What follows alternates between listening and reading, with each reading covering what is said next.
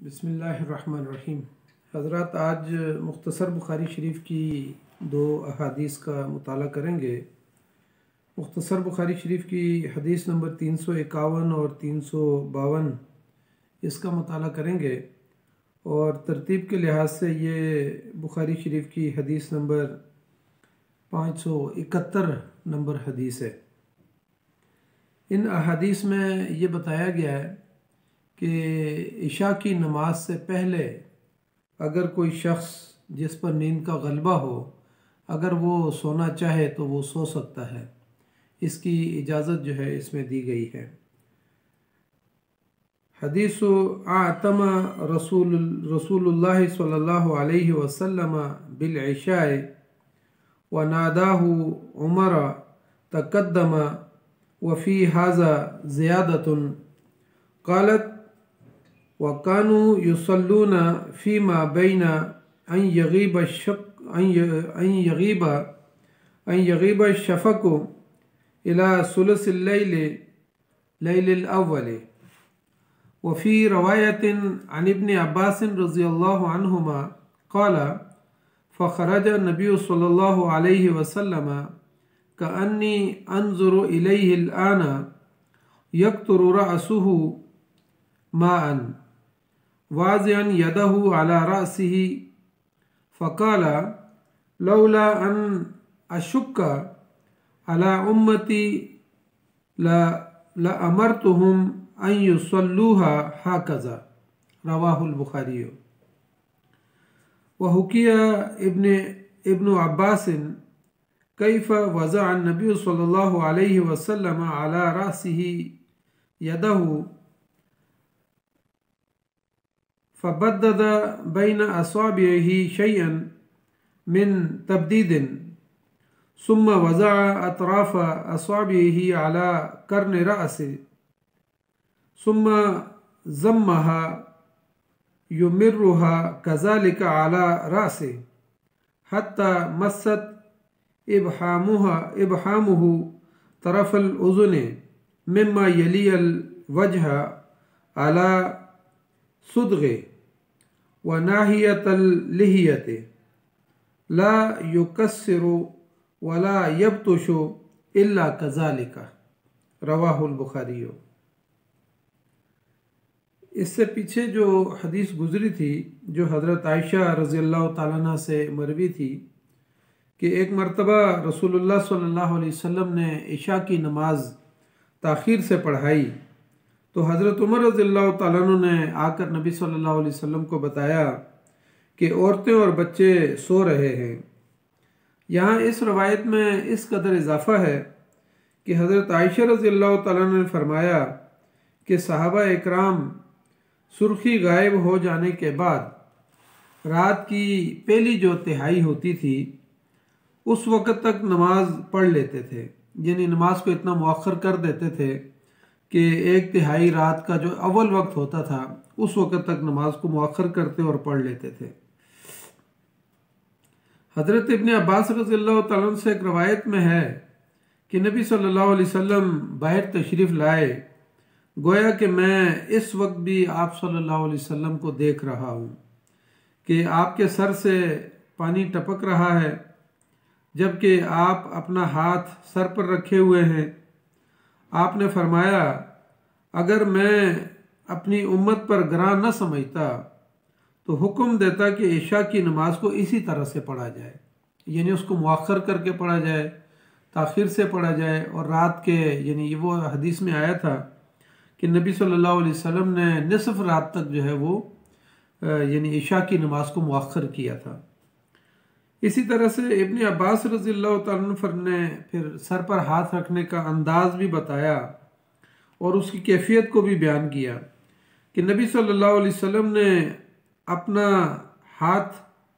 Sir पर रखा हुआ था और अपनी उंगलियों को कुशादा करके उंगलियों के सरों को सर की एक जानिब पर रखा और फिर उनको मिलाकर, यानी दोनों हाथों की उंगलियों को आपस में मिलाकर यूं फेरने लगे कि आपका अंगूठा कान की लू से जो चेहरे के करीब और दाढ़ी से जा लगा और न इसमें सुस्ती की और ना ही बहुत जल्दी की। तो कहा कि जिस तरह मैंने बतलाया है नबी सल्लल्लाहु अलैहि वसल्लम ने इसी तरह से किया, यानी अमल करके उन्होंने हज़रत इब्ने अब्बास रज़ियल्लाहु ताला अन्हु ने अमलन उसको जो है ना अपने सर पर हाथ रख के और फेर के बताया कि इस तरह से नबी सल्लल्लाहु अलैहि वसल्लम। और ये सहाबा इकराम की एक मोहब्बत का इजहार भी है कि नबी सल्लल्लाहु अलैहि वसल्लम के हर अमल को वो नोट करते थे और फिर बाद में सहाबा इकराम एक दूसरे को बताते थे कि नबी सल्लल्लाहु अलैहि वसल्लम ने इस तरह से अपने सर पर हाथ रखे हुए थे। इस हदीस में यानी जो ख़ास बात बताई गई है, इससे पहले इमाम बुखारी रहमतुल्लाह अलैह जो बाब लेकर आए हैं उसमें ये बात बयान हुई थी कि नबी सल्लल्लाहु अलैहि वसल्लम इशा की नमाज से पहले सोने को मकरूह समझते थे और उसकी कराहत थी, और इशा के बाद नबी सल्लल्लाहु अलैहि वसल्लम बातें करने को नापसंद फरमाते थे। उसमें हज़रत अबू बरज़ा रज़ियल्लाहु ताला अन्हु ने फरमाया कि रसूलुल्लाह सल्लल्लाहु अलैहि वसल्लम इशा से पहले सोने को नापसंद करते थे और इशा के बाद बातें करने को नापसंद करते थे। अब इस हदीस में इशा से पहले सोना और इशा के बाद बातें करना इसको मकरूह समझा गया है, लेकिन इसका मतलब यह है कि नबी सल्लल्लाहु अलैहि वसल्लम ऐसी मजालिस को नापसंद करते थे इशा की नमाज के बाद कि जो लायानी किस्म की मजालिस जो हमारे माशरे के अंदर राइज होती हैं और रात के तवील हिस्से तक, बल्कि तहज्जुद के वक्त तक, बल्कि फजर की नमाज के वक्त तक वो मजालिस जारी रहती हैं और वो लायानी किस्म की मजालिस होती हैं। रक्स व सुरूद की महफिलें होती हैं या गपशप की महफिलें होती हैं, लोग रातों को बैठ जाते हैं, ताश खेलते हैं, शतरंज खेलते हैं, या इस तरीके से जो महाफिल होती हैं, इस तरह की यानी महाफिल को नबी सल्लल्लाहु अलैहि वसल्लम सख्त नापसंद फरमाते थे और फरमाते यानी इशा की नमाज को ताखीर से पढ़ते थे और इशा के बाद जो है ना यानी ताकि लोग जल्दी सो जाएं, और जल्दी सोने को नबी सल्लल्लाहु अलैहि वसल्लम पसंद फरमाते थे। तो इस तरीके से यानी इस हदीस में ये बात आती है कि नबी सल्लल्लाहु अलैहि वसल्लम इशा के बाद की जो महफिलें होती थीं, जो लायानी होती थीं, उनको नापसंद करते थे। अलबत्ता उसके मुकाबले में नबी सल्लल्लाहु अलैहि वसल्लम से ऐसी रवायात मरवी हैं कि जिसमें आप सल्लल्लाहु अलैहि वसल्लम तालीम व तरबियत के लिए या उम्मत के मसाइल के लिए या जिहाद की मंसूबे के लिए रात को बैठ जाते थे। हज़रत अबू बकर सिद्दीक़ रज़ियल्लाहु ताला अन्हु के साथ गुफ्त शनीद करते, हज़रत उमर रज़ियल्लाहु ताला अन्हु के साथ गुफ्त शनीद करते, और हज़रत अबू बकर सिद्दीक़ और हज़रत उस्मान गनी रज़ियल्लाहु ताला अन्हु के साथ गुफ्त शनीद करते थे। मसलन एक रवायत में आता है कि हज़रत आयशा रज़ियल्लाहु ताला अन्हा फरमाती हैं कि नबी सल्लल्लाहु अलैहि वसल्लम हुजरे में तशरीफ़ लाए तो बाद में हज़रत अबू बकर सिद्दीक़ रज़ियल्लाहु ताला अन्हु आए तो उन्होंने इजाज़त तलब की, तो नबी सल्लल्लाहु अलैहि वसल्लम ने इजाज़त दे दी और नबी सल्लल्लाहु अलैहि वसल्लम लेटे हुए थे और आपकी टांग मुबारक के ऊपर से कपड़ा हटा हुआ था, लेकिन नबी सल्लल्लाहु अलैहि वसल्लम उसी तरह लेटे रहे और हज़रत अबू बकर सिद्दीक़ रज़ियल्लाहु ताला अन्हु के साथ महव गुफ्तगू हो गए। फिर थोड़ी देर के बाद हज़रत उमर रज़ियल्लाहु ताला अन्हु तशरीफ़ लाए तो उन्होंने इजाज़त तलब की, तो नबी सल्लल्लाहु अलैहि वसल्लम ने उनको भी इजाज़त दे दी और वो भी तशरीफ़ लाए और उसी तरह नबी सल्लल्लाहु अलैहि वसल्लम लेटे रहे और फिर उसके बाद बातें करते रहे। इसके बाद हज़रत उस्मान गनी रज़ियल्लाहु ताला अन्हु तशरीफ़ लाए तो नबी सल्लल्लाहु अलैहि वसल्लम ने उनको इजाज़त दी। तो जैसे ही उस्मान गनी रज़ियल्लाहु ताला अन्हु अंदर दाखिल हुए तो हज़रत आयशा रज़ियल्लाहु ताला अन्हा फरमाती हैं कि नबी सल्लल्लाहु अलैहि वसल्लम उठ के बैठ गए और अपनी चादर मुबारक को भी सही कर दिया। तो वो फरमाती हैं कि जब नबी सल्लल्लाहु अलैहि वसल्लम के पास से सारे सहाबा इकराम चले गए तो मैंने कहा कि अल्लाह के रसूल सल्लल्लाहु अलैहि वसल्लम, हज़रत अबू बकर सिद्दीक़ रज़ियल्लाहु ताला अन्हु आए और हज़रत उमर रज़ियल्लाहु ताला अन्हु आए तो आप उसी तरह लेटे रहे, और हज़रत उस्मान गनी रज़ियल्लाहु ताला अन्हु आए तो आप उठ के बैठ गए और आपने अपनी चादर को भी दुरुस्त किया। तो हज़रत नबी सल्लल्लाहु अलैहि वसल्लम ने फरमाया कि आयशा, जिससे फ़रिश्ते जो है ना हया करते हो तो मैं उससे हया क्यों ना करूँ, यानी उनकी हयादारी की वजह से इस तरीके से नबी सल्लल्लाहु अलैहि वसल्लम उठ के बैठ गए। लेकिन इस रवायत में ये आता है कि नबी सल्लल्लाहु अलैहि वसल्लम इशा की नमाज के बाद उनके साथ महव गुफ्तगू रहे। इसी तरीके से बाद रवायात के अंदर ये भी मिलता है कि नबी सल्लल्लाहु अलैहि वसल्लम इशा की नमाज पढ़ा के बनी इसराइल के कभी कभी वाक़यात बयान करते थे और तवील रात तक बयान करते थे, यानी तालीम व तरबियत का सिलसिला जारी रहता था सहाबा इकराम के साथ। तो इसका मतलब यह है कि अगर कोई बामकसद महफिल हो, यानी तालीम व तरबियत की महफिल हो, दरस व तदरीस की महफिल हो, तो वो इशा के बाद भी जारी रखी जा सकती है। लेकिन उसको भी बहुत तवील रात तक जारी नहीं रखना चाहिए। ऐसा ना हो कि रात को तवील रात तक वो जारी रहे और फजर की नमाज कज़ा हो जाए और तहज्जुद रह जाए। तो इसलिए यानी नबी सल्लल्लाहु अलैहि वसल्लम इस बात को नापसंद फरमाते थे। इसी तरीके से इशा से पहले जो है वो सोने को उमूमी तौर पर नापसंद किया गया। लेकिन अगर किसी इस हदीस में जो अभी हमने दो अहादीस मुताला की जिसमें कहा गया कि रवायत तो वो पिछली है लेकिन इस हदीस में कुछ इजाफा किया गया है, और वो इजाफा ये था कि जैसे हज़रत उमर रज़ियल्लाहु तआला अन्हु ने आके बताया कि ख्वातीन और बच्चे जो है वो सो रहे हैं, तो इससे जो है ना इस बात का अंदाज़ा होता है और इस हदीस से ये बात साबित होती है कि हज़रत उमर रज़ियल्लाहु तआला अन्हु ने आके बताया कि मस्जिद में बच्चे और औरतें सो रहे हैं। तो इससे ये अंदाज़ा होता है कि ऐसे वक्त में सोना जायज़ है कि या ऐसी जगह पर सोना जायज़ है, या फिर ऐसे उमूर जिसमें इंसान को थकावट हो, तकलीफ़ हो, मुश्किल हो, और वो ऐसी जगह पर सो जाए कि जिसमें ये यकीन हो कि अब उसको कोई ना कोई आके उठाएगा और इशा की नमाज़ पढ़ लेंगे, तो ऐसी जगह पर सोने में कोई हर्ज नहीं है। इसी तरीके से हदीस में आता है कि नबी सल्लल्लाहु अलैहि वसल्लम ने तवील इंतज़ार करवाया और फिर उसके बाद नबी सल्लल्लाहु अलैहि वसल्लम ने आके नमाज़ पढ़ाई। तो नबी सल्लल्लाहु अलैहि वसल्लम ये चाहते थे कि लोग नमाज का इंतज़ार करें, गोया कि वो नमाज के अंदर ही है। तो इस वजह से फिर नबी सल्लल्लाहु अलैहि वसल्लम ने उनको खुशखबरी भी सुनाई कि इस वक्त जिस वक्त आपने नमाज पढ़ी है रोए ज़मीन पर किसी और ने नमाज नहीं पढ़ी। यानी ये खुशखबरी सुनाई कि इस मौके पे सिर्फ आप लोगों ने नमाज पढ़ी और आप लोग ही नमाज के लिए इंतज़ार में थे। ज़ाहिर है ये इस्लाम के इब्तदाई दौर का वाक़या है और मदीना मुनव्वरा के अलावा किसी और जगह पे नमाज नहीं होती थी, थोड़े से मुसलमान थे, और मक्का मुकरमा में भी अगर कोई मुसलमान थे तो वो भी छुप छुप के नमाज पढ़ते थे। तो इसलिए जो है ना हज़रत उमर रज़ियल्लाहु तआला अन्हु ने यानी जब आके बताया कि लोग सो रहे हैं, बच्चे सो रहे हैं, तो नबी सल्लल्लाहु अलैहि वसल्लम ने फिर आके निसफ रात के मौके पे जो है वो नमाज पढ़ाई। हज़रत आयशा रज़ियल्लाहु तआला अन्हा ने इस हदीस में ये भी फरमाया कि सहाबा इकराम और नबी सल्लल्लाहु अलैहि वसल्लम शफक के गायब होने से लेकर तिहाई रात के अव्वल वक्त तक नमाज जो है वो पढ़ लेते थे। यानी इसमें नमाज को मुअख्खर करने की फजीलत को बयान किया गया है।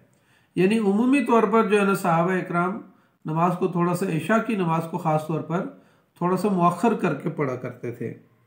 इसी तरह इब्ने अब्बास रज़ियल्लाहु तआला अन्हु ने फरमाया कि नबी सल्लल्लाहु अलैहि वसल्लम जब बाहर तशरीफ़ लाए तो आप सल्लल्लाहु अलैहि वसल्लम के सर मुबारक के बालों से पानी के कतरे टपक रहे थे, और फिर उन्होंने नबी सल्लल्लाहु अलैहि वसल्लम की उस अदा और कैफियत को भी नोट किया कि आप सल्लल्लाहु अलैहि वसल्लम ने अपने हाथ कैसे जो है ना उंगलियां मिला के सर के ऊपर रखे हुए थे। यानी वैसे तो उंगलियां खुली हुई थी लेकिन उंगलियों के दोनों हाथों की उंगलियों के पोर जो है ना वो आपस में मिले हुए थे और नबी सल्लल्लाहु अलैहि वसल्लम ने ऐसे रखे हुए थे। और फिर फरमाया कि नबी सल्लल्लाहु अलैहि वसल्लम के ये अंगूठे जो हैं कान की आगे वाली लो जो दाढ़ी के साथ होती है उसको मस कर रहे थे। तो इस तरीके से यानी नबी सल्लल्लाहु अलैहि वसल्लम ने अपने सर के ऊपर हाथ रखे हुए थे और पानी जो है ना उससे टपक रहा था। तो यानी ये अंदाज जो है नबी सल्लल्लाहु अलैहि वसल्लम की इस अदा को भी जो है ना उन्होंने महफूज किया। इस हदीस से जो मुख्तलिफ मसाइल जो मुस्तंबत होते हैं वो ये हैं कि अगर कोई शख्स मजबूरी की वजह से या बीमारी की वजह से या थकावट की वजह से या किसी और वजह से अगर वो इशा की नमाज से पहले सोना चाहे तो वो इस तरीके से सो सकता है कि उसको यकीन हो कि वो बाद में उठ के इशा की नमाज बाजमात अदा कर सकेगा, या ऐसी जगह पे सो रहा है कि जहाँ नमाज पढ़ी जा रही हो तो वहाँ पे कोई ना कोई आके उसको बेदार कर देगा और वो नमाज के अंदर शामिल हो जाएगा। तो ऐसे मौके पे जो है वो इशा से पहले सो सकता है और उसके जवाज़ की सूरत जो है वो मौजूद है, क्योंकि यहाँ पर बच्चे और औरतें जो है वो सो गए थे। और फिर उसके बाद हज़रत उमर रज़ियल्लाहु तआला अन्हु ने जब जाके नबी सल्लल्लाहु अलैहि वसल्लम को बताया तो नबी सल्लल्लाहु अलैहि वसल्लम जब तशरीफ़ लाए तो नमाज पढ़ाई तो वो सारे लोग बच्चे और औरतें जो है उसमें शामिल हो गए थे। इसी तरीके से इस हदीस में इशा की नमाज को मुअख्खर करने की और ताख़ीर से पढ़ने की फजीलत जो है ना यहाँ पर बयान हुई है कि अगर, और साथ नबी सल्लल्लाहु अलैहि वसल्लम ने फरमाया कि अगर मेरी उम्मत के लिए दुश्वार ना होता और उनकी कमज़ोरी है और बच्चों का जो है ना यानी बच्चों का मुझे ख्याल ना होता, तो मैं ऐसे मौके पे जो है ना उनको यानी इस वक्त की यानी ताख़ीर के साथ निसफ रात तक नमाज को मौखर करने का हुक्म देता और ऐसे वक्त में नमाज पढ़ने का हुक्म देता। इस हदीस से ये मसला भी निकलता है कि अगर इमाम मस्जिद जिन्होंने नमाज पढ़ानी है वो घर के अंदर हों तो उनको जाकर नमाज के लिए उठाया जा सकता है और उनको नमाज के लिए नमाज पढ़ाने के लिए बुलाया जा सकता है। इस तरह से अगर किसी को घर से बुलाया जाए कि नमाज का वक्त हो गया है और नमाज पढ़ाएं तो उसको यानी गुस्सा नहीं करना चाहिए, इमाम मस्जिद को गुस्सा नहीं करना चाहिए कि नमाज का वक्त हो गया है और कोई उसको कह रहा हो कि नमाज का वक्त हो गया है, या अगर वो अपने हुजरे के अंदर हो उसको जाके कोई बताए और वो महव गुफ्तगू हो या किसी काम के अंदर मशगूल हो तो उसको चाहिए कि वो गुस्सा करने के बजाय आके नमाज पढ़ा दे। इससे ये मसला भी मुस्तंबत होता है। इसी तरीके से इस हदीस से ये बात भी साबित होती है कि औरतों का और बच्चों का मस्जिद में आना जायज़ है और उस मौके पर भी मस्जिद के अंदर बच्चे और ख़वातीन मौजूद थे और नबी इशा की नमाज का इंतज़ार कर रहे थे। तो इससे ये बात साबित होती है कि मसाजिद के अंदर औरतों के लिए जगह बनाना और उनके लिए वज़ू का इंतज़ाम करना, उनके लिए जो है ना पर्दे का इंतज़ाम करना, ये मसाजिद के साथ इसका अहतमाम होना चाहिए। और ख़वातीन को ये मौक़े देने चाहिए कि वो फजर की नमाज में, दिन की नमाज़ों में और रात की नमाज में जो है वो अगर आना चाहें तो उनके लिए बापर्दा इंतज़ाम मौजूद हो कि वो एक ख़ास रास्ते से आएँ और मस्जिद में नमाज के अंदर शामिल हो सकें। उमूमन हमारे बड़े इदारों के अंदर तो इसका अहतमाम होता है, लेकिन छोटी मसाजिद के साथ इस बात का अहतमाम नहीं रखा जाता। अलबत्ता हम इस वक्त बाज़ सफ़र के अंदर देखते हैं कि बाज़ ऐसी मसाजिद मौजूद होती हैं जहाँ ख़वातीन के लिए बापर्दा इंतज़ाम और वज़ू का इंतज़ाम मौजूद होता है और इसका करना चाहिए। सफ़र के अंदर भी जो मसाजिद हम देखते हैं वहाँ पर मुसाफिरों के लिए ऐसी मसाजिद के अंदर औरतों के लिए और मर्दों के लिए अलग अलग जगह मौजूद होती है। तो इस हदीस से ये बात साबित होती है कि औरतों को मसाजिद में आने से मना नहीं करना चाहिए, या इसी तरह छोटे बच्चे जो जब मसाजिद में आते हैं उनको भी मना नहीं करना चाहिए, बल्कि उनको सलीका सिखाना चाहिए कि वो एक साइड पर होकर बैठ जाएं और नमाज के अंदर शामिल हो जाएं। अलबत्ता जो छोटे बच्चे हों, दूध शीर ख्वार बच्चे हों, ऐसे बच्चों को जो है ना मस्जिद की पाकीज़गी का ख्याल रखने के लिए तो उनको पैक करके लाया जाए और मस्जिद के अंदर बिठाया जा सकता है। वो मस्जिद के अंदर बैठ सकते हैं और मस्जिद के अंदर अगर बच्चे पीछे महव गुफ्तगू भी हो तो इसमें भी कोई हर्ज नहीं है। तो यानी छोटे बच्चों को अगर देख लिया जाए कि अगर वो पैम्पर नहीं पहने हुए हैं तो ऐसे छोटे बच्चों को तो ना लाया जाए, लेकिन इसके अलावा माँ बाप अगर बच्चों को साथ लेकर आए मस्जिद में तो इससे उनकी आदत जो है ना बनेगी मस्जिद में आने की और नमाज बाजमात अदा करने की। तो इस हदीस से ये बात भी साबित होती है कि इशा की नमाज के लिए निसफ रात तक औरतों और बच्चों ने इंतज़ार किया और नबी सल्लल्लाहु अलैहि वसल्लम ने बाद में आकर नमाज पढ़ाई और वो फिर औरतें और बच्चे उस नमाज के अंदर शामिल हुए। इस हदीस से ये बात भी साबित होती है कि अगर बैठे बैठे किसी को नींद आ जाए और वो ऊँघने शुरू कर दे तो इससे वज़ू नहीं टूटता, या अगर कोई सो के जो है ना लेट के सो जाए तो फिर उसका वज़ू टूट जाता है तो उसको नमाज के लिए दोबारा वज़ू करना होगा। इसी तरीके से यहाँ पर यह बात भी सामने आती है कि हज़रत इब्न अब्बास रज़ियल्लाहु तआला अन्हु ने नबी सल्लल्लाहु अलैहि वसल्लम की उस अदा को जो है ना नोट किया और बाद में सहाबा इकराम उनसे पूछते थे और वो बताते थे कि नबी सल्लल्लाहु अलैहि वसल्लम ने किस तरीके से अपने सर के ऊपर हाथ रखा हुआ था और बालों से जो है ना पानी टपक रहा था। इससे सहाबा इकराम की नबी सल्लल्लाहु अलैहि वसल्लम के साथ मोहब्बत का भी इजहार होता है। तो अल्लाह ताला से हम दुआ करते हैं कि अल्लाह ताला हमें इन अहादीस के ऊपर जो मवाक़ीतुस सलात के अंदर आई हैं कि इशा की नमाज को नबी सल्लल्लाहु अलैहि वसल्लम किस हद तक मुअख्खर करते थे। अलबत्ता मुहद्दिसीन ने इस पर लिखा कि ये उमूम की आदत नहीं थी, उमूमन तो नबी सल्लल्लाहु अलैहि वसल्लम उसको अव्वल वक्त के अंदर ही अदा कर देते, लेकिन कभी कभी जो है ना नबी सल्लल्लाहु अलैहि वसल्लम ने इशा की नमाज को निसफ रात तक भी मुअख्खर किया और इस बात को पसंद करते थे कि रात के आखिरी यानी मुअख्खर करके उसको अदा किया जाए ताकि उसके फ़ौरन बाद जो है ना सो जाएं लोग। तो अल्लाह ताला से हम दुआ करते हैं कि अल्लाह ताला हमें इन अहादीस को समझने और उस पर अमल करने की तौफीक अता फरमाए। जज़ाकल्लाहु खैर। अस्सलामु अलैकुम व रहमतुल्लाहि व बरकातुहू।